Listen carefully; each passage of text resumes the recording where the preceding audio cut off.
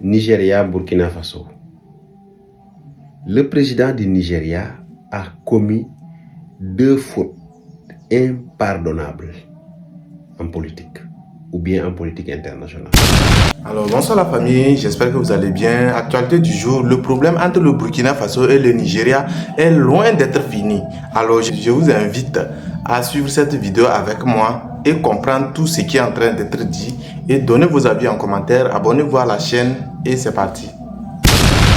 Impardonnable en politique, ou bien en politique internationale, ou bien je dirais en politique intérieure et en politique internationale. Le premier, c'est de mener une opération militaire hors du territoire sans l'aval du Parlement. Tinubu n'a pas du tout consulté son Parlement. Tout a été fait dans la précipitation. Et les gens se demandent même pourquoi. Pourquoi cette précipitation? Tinubu n'avait rien à faire dans cette opération-là. Rien du tout. Il y a combien de coups d'État ici, en Afrique de l'Ouest? Et le minimum, le b.a.-ba d'un dirigeant, c'est de savoir quand même, pour mener une opération militaire hors du territoire national, il faut consulter le Parlement. Il faut avoir l'aval du Parlement. C'est pour cela, aujourd'hui, le Parlement du Nigeria est en ébullition. Parce que l'opposition pense que Tinubu n'a aucun respect pour les institutions. Surtout l'institution que constitue aujourd'hui l'Assemblée nationale du Nigeria. Le deuxième problème, c'est la violation de l'espace aérien d'un pays souverain. Ça, c'est le B.A. Vraiment, c'est la dernière bêtise qu'un dirigeant devrait faire. Parce que tout le monde doit savoir que on ne peut pas mener comme ça, on ne peut pas survoler comme ça un territoire étranger. Surtout dans le contexte auquel se trouve aujourd'hui le Burkina Faso. Tous les pays de l'AES. On est dans un contexte de terrorisme où on accuse certains pays de soutenir les terroristes. Certains pays de connivence avec des mouvements impérialistes qui instrumentalisent les terroristes pour essayer de faire revenir ces impérialistes-là. Vous, en tant qu'État, qui êtes directement indexé dans cette affaire-là, vous vous levez, vous laissez votre avion traverser un autre territoire, traverser les frontières, entrer dans un pays souverain sans l'autorisation. Vous êtes obligé de dire qu'on préfère la voie diplomatique. Si vous ne préférez pas la voie diplomatique avec le Burkina Faso, qu'est-ce que vous allez faire? Qu'est-ce que vous allez faire? Dites-moi. Vous n'avez pas de choix. Vous êtes obligé de négocier. Vos 11 soldats et votre avion là, le C-130 là, vous êtes obligé de négocier. Vous n'avez pas de choix parce que vous savez que vous avez fauté. Même un apprenti président ne doit pas faire cette bêtise-là. Pourquoi se précipiter? Patrice Talon. Tout le monde parle des coups d'État. Moi, je parle de pourquoi les coups d'État. C'est-à-dire, c'est l'être humain qui est comme ça. Toujours, il parle de l'événement, mais il ne parle pas du pourquoi de l'événement. C'est pour ça que la plupart des gens, quand ils font des analyses d'une situation, soit l'analyse est biaisée, soit l'analyse est partielle. Et ça irrite les personnes qui sont averties. La conscience des personnes averties. Parce qu'ils vont se dire, mais celui-là, il se fout de qui? Moi, je ne condamne jamais un coup d'État, ou bien je ne condamne jamais, je dirais que je ne condamne jamais uniquement un coup d'État, et sans voir ce qu'il y avait avant le coup d'État. Parce que dans tous les pays où il y a des coups d'État, si vous observez très bien avant les coups d'État, vous avez différentes violations des institutions, des règles de jeu. Vous avez souvent une personne qui s'accroche plus à ses intérêts personnels qu'aux intérêts nationaux. Et à un moment donné, les intérêts personnels d'une personne, qu'il soit président ou fils de président ou quoi que ce soit, ne doit pas primer sur l'intérêt national. Donc moi, je ne condamne pas un coup d'État uniquement en me basant sur l'effet du coup d'État. Je me base toujours sur une analyse beaucoup plus lointaine qui part de pourquoi. avez compris. Moi, je ne comprends pas, c'est que quoi? Avion qui a été envoyé au Bénin s'est retrouvé au Burkina Faso. Comment ça? Est-ce qu'il peut mieux nous expliquer ce point-là? Parce qu'on ne comprend pas. On ne peut pas t'envoyer au Bénin, tu vas te retrouver peut-être au Sénégal ou dans l'AES. Ça n'a pas de sens. Et pire encore, c'est la France qui les envoie. Bon, quel intérêt ils ont à combattre, bon, c'est-à-dire quel intérêt ils ont à pouvoir mener les actions en faveur de la France, le Nigeria, toi un pays anglais. Mesdames et messieurs, c'est gâté sur le vieux Bola Ahmed Tinubu du côté du Nigeria. Le torchon brûle. Une vive tension, à l'heure où je vous parle, est installée au sein de l'administration militaire et civile de M. Bola Ahmed Tinubu concernant l'avion militaire cargo du Nigeria qui a été arrêté. Du côté du Burkina Faso, ce cargo militaire C-130 et ses 11 membres d'équipage qui ont été pris la main dans le sac par le capitaine Ibrahim Traoré. Alors, laissez-moi vous planter le décor. Les hautes autorités du Nigeria, plus précisément l'administration militaire et civile, disent ne pas reconnaître une intervention, une incursion de cet avion cargo du côté du Burkina Faso. Ils reconnaissent par ailleurs que l'avion avait été envoyé où? Au Bénin. Vous comprenez? Au Bénin, sous ordre de la France. Sous ordre de la France. Mais ils ne connaissent pas comment l'avion a fait jusqu'à aller se retrouver du côté du Burkina Faso. Ils sont mécontents par rapport à ce geste. Selon l'annonce qui a été parvenue. Et non seulement ça, leurs soldats, leurs hommes, leurs militaires partent faire quoi? Donc ils sont fâchés. Leurs militaires sont partis faire quoi au Burkina Faso? Ils accusent M. Bola Ahmed Tinubu de provocation contre les États de l'AES. Avec raison. C'est la violation d'un territoire, la violation d'un espace aérien. Ils ont raison. Ils ne s'attendaient pas à ce que Bola Ahmed Tinubu et la France envoient cet avion dans les pays de l'AES.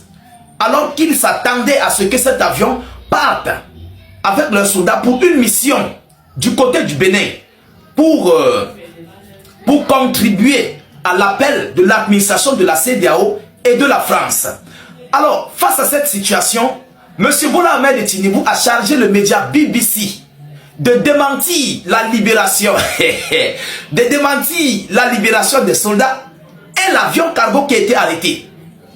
Le média BBC a publié, ils ont fait une annonce selon laquelle ils ont annoncé la libération des 11 soldats, donc 2 pilotes et les 9 membres, les 9 militaires qui ont été arrêtés. Vous comprenez? Selon BBC, ils ont annoncé leur libération. Entre-temps, mesdames et messieurs, il y a un autre haut cadre qui est le porte-parole des affaires étrangères, l'un des porte-parole des affaires étrangères du Nigeria, qui a décidé de rester sous l'anonymat. Il n'a pas voulu se montrer. Qui a démenti formellement la libération de cet avion et la libération des soldats. Alors, qu'est-ce que ce monsieur dit? Mesdames et messieurs, voilà le décor planté. Voilà ce qui crée la tension à l'heure où je vous parle. Du côté du Nigeria, plus précisément sur monsieur Bola Ahmed Tinubu. Voilà le décor qui a été planté. Qu'est-ce que ce haut cadre, plus précisément ce porte-parole de l'un des ministères des Affaires étrangères nigérian dit? C'est ce que nous allons voir. Vous allez comprendre la vérité. Ça chauffe. Alors je vous parle, ça chauffe. On parle d'un avion. Des centaines de millions de dollars. C'est un avion. Ce n'est pas du n'importe quoi. C'est un cargo. S'il faut le dire, c'est un avion cargo. Et les pilotes, plus des soldats avec des armes, ont été arrêtés. C'est grave. C'est grave. Vous comprenez? Partagez au maximum la vidéoconférence pour que nous aussi, nous puissions accompagner ce haut cadre du Nigeria qui vient de démentir ce que M. Bola Ahmed Tinubu et leur média mainstream BBC. BBC, c'est un média européen. Vous comprenez? C'est l'un des médias européens, l'un des médias de l'OTAN qui a démenti avoir libéré l'avion et les soldats. Donc, je vous l'ai dit, ils ont menti, je vous l'ai dit, d'avoir libéré l'avion et les soldats nigérians. Vous comprenez? Alors, mettez un maximum de partage. Partagez massivement Mettez beaucoup de j'aime à la vidéoconférence parce que la vérité éclate. Je veux voir des j'aime et des partages. Voilà. Nous aussi, nous devons envoyer le message que rien n'a été libéré. Rien du tout n'a été libéré. Écrivez ça à l'entête avant de partager la vidéo. Vous écrivez rien n'a été libéré. Et puis vous partagez la vidéo. Qu'est-ce que l'on nous dit? Selon l'annonce, un porte-parole du ministère nigérian des Affaires étrangères a fermement démenti les informations selon lesquelles l'avion cargo C-130 et les 11 officiers nigérians auraient été libérés et que les négociations sont toujours en cours avec la partie burkinabé pour obtenir leur retour, contrairement à ce que le média BBC avait déclaré avoir déjà annoncé leur libération. Juste pourquoi? Pour permettre de calmer l'administration nigériane, le peuple nigérian. Vous comprenez? C'est une manipulation. Je vous dis toujours que aucun conflit dans le monde ne peut marcher sans la communication. Aucun. Maintenant là, il faut communiquer parce que le peuple est en colère.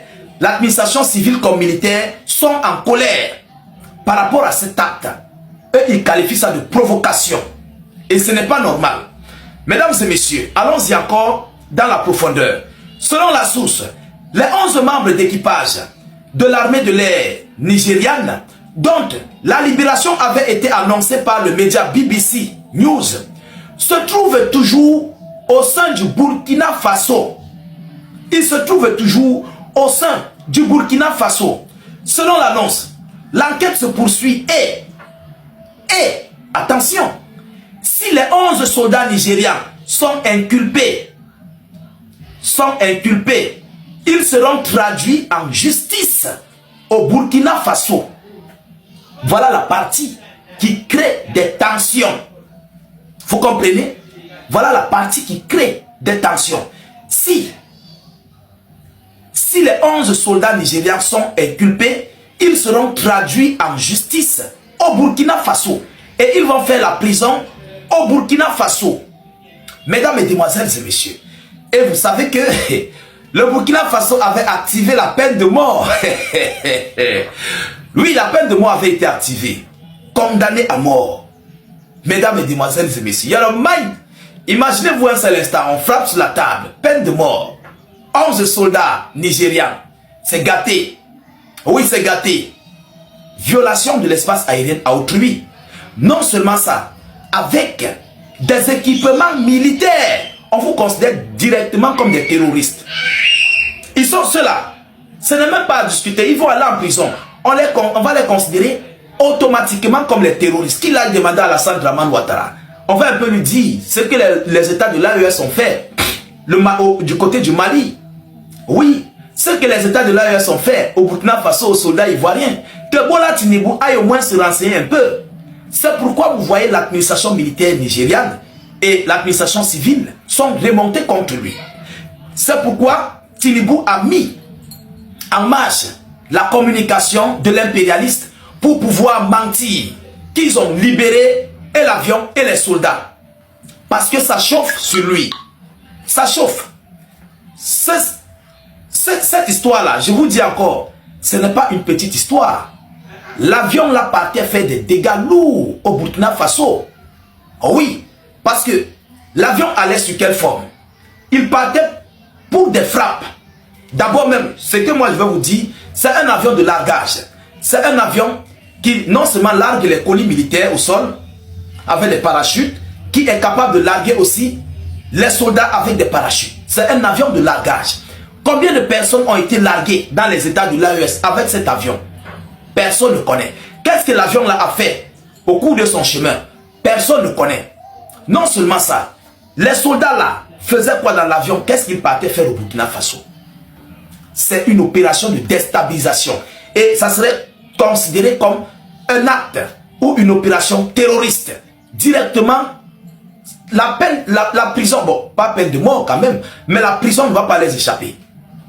La prison là, cela, ça ne va pas les échapper. Interdit formel d'entrer dans le pays à autrui avec une tenue militaire. Seulement la simple tenue militaire. Simple tenue militaire, interdiction formelle. Oh oui, mesdames et messieurs, pire encore avec des armes. Je dis bien, pire encore avec des armes. C'est grave, c'est très grave. Pour ceux qui ne connaissent pas la loi, ils voient ça en petit jeu. Mais les Nigériens ont compris la gravité de la chose. Je ne comprends pas. N'oubliez pas de donner vos avis en commentaire et on se retrouve la prochaine fois pour une nouvelle vidéo. Merci.